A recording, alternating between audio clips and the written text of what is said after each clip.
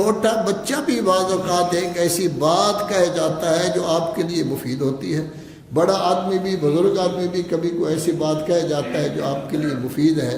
تو جیسے کھانے موجود ہوں تو جس کھانے کی طرف زیادہ طلب ہو آپ کھا لیتے ہیں تاکہ بدن کی طاقت برقرار رہے، اسی طرح علم جہاں سے ملے اس کو لے لیں، محفوظ کر لیں تاکہ ہمیشہ آپ کو یہ فائدہ دے۔ اسی لیے تو حدیث ہے اطلب العلم من المہد الی اللحد، یہ نہیں ہے کہ آپ 5-6 سال کے ہیں تو سکول میں داخل ہوں آپ پڑھیں، نہیں، آپ 70 سال کے ہیں تب بھی پڑھیں،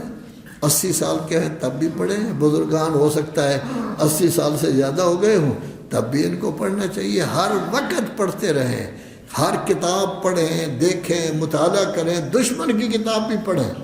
ہو سکتا ہے دشمن کی کتاب میں آپ کو کوئی اچھی چیز مل جائے، آپ کے مخالف کی کتاب میں آپ کو کوئی اچھی چیز مل جائے، لذا پڑھنا ہر لحاظ سے مفید ہے۔ اس لیے کہا جاتا ہے اطلب العلم من المہد الی اللحد۔ جرمنی کا ایک آدمی عربی جانتا تھا، وہ گیا ہے لبنان کا ایک شہر ہے سیدا، وہاں ایک رسالہ نکلتا تھا، کافی مدت پہلے 50-60 سال پہلے کی بات ہے، تو رسالہ نکلتا تھا العرفان، تو یہ ان کا مہمان ہوا، یہ بھی صحافی تھا، وہاں گیا، انہوں نے ان کو چائے وغیرہ بھی پلائی، بٹھایا، تو ویسے رسالے کو دیکھا، پڑھا لکھا آدمی کبھی ایسا نہیں ہوتا کتاب پڑھی ہو یہ رسالہ پڑھا اس کو اٹھا کر نہ دیکھے، ایک دفعہ ضرور اٹھائے گا۔ اگر کسی آدمی کے گھر میں کتابیں ہیں تو وہ کھڑا ہو جائے گا، ایک دفعہ تمام کتابوں پر نظر دوڑائے گا، تو ظاہر ہے کہ یہ ایک فطرت انسانی ہے۔ تو ایسی صورت میں اس نے رسالہ دیکھا، اس کا ایک بنا ہوا تھا جو ہے وہ ایک جو ہے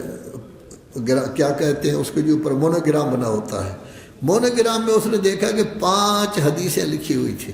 ایک لکھا ہوا تھا کہ علم کا طلب کرنا ہر مسلمان عورت پر فرض ہے،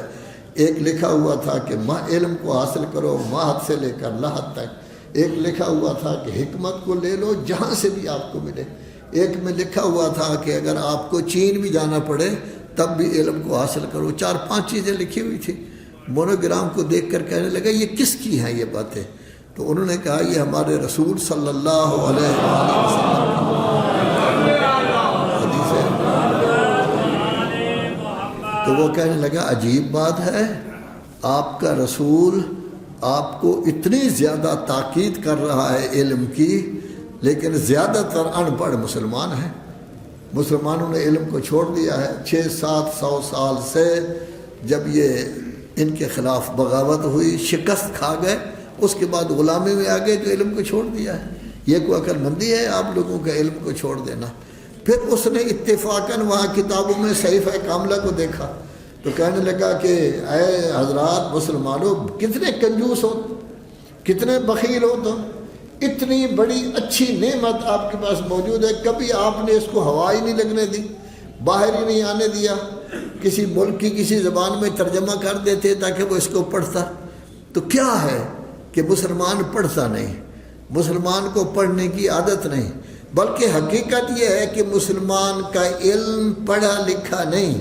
مولانا صفدر حسن صاحب قبلہ فرمایا کرتے تھے کہ ہمارے اعتقادات، ہمارا علم، ہمارے معلومات پڑھے ہوئے نہیں ہیں، بلکہ ہم مجلسوں سے جو کچھ سنتے ہیں وہی ہمارے معلومات ہوتے ہیں۔ تو مجلسیں ابتدا میں بڑی مخلصانہ ہوتی تھی، نہ کوئی پیسے کا چکر تھا، نہ روٹی اچھی کا چکر تھا، گھر میں جو کچھ پڑا ہوتا وہ کھا لیتے اور خلوص کے ساتھ مجلس پڑھتے۔ ایک بہت بڑے عالم تھے، 1963 میں فوت ہوئے ہیں،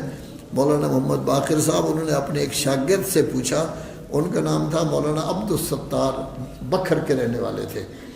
تو ان سے پوچھا کیا کرتے ہو آج کل؟ کہنے لگے یہ تبلیغ کرتا ہوں۔ تو مولانا صاحب مسکرائے، کیا تبلیغ کرتے ہو آپ؟ کہنے لگا کہ استاد صاحب، استاد تھے وہ ان کے،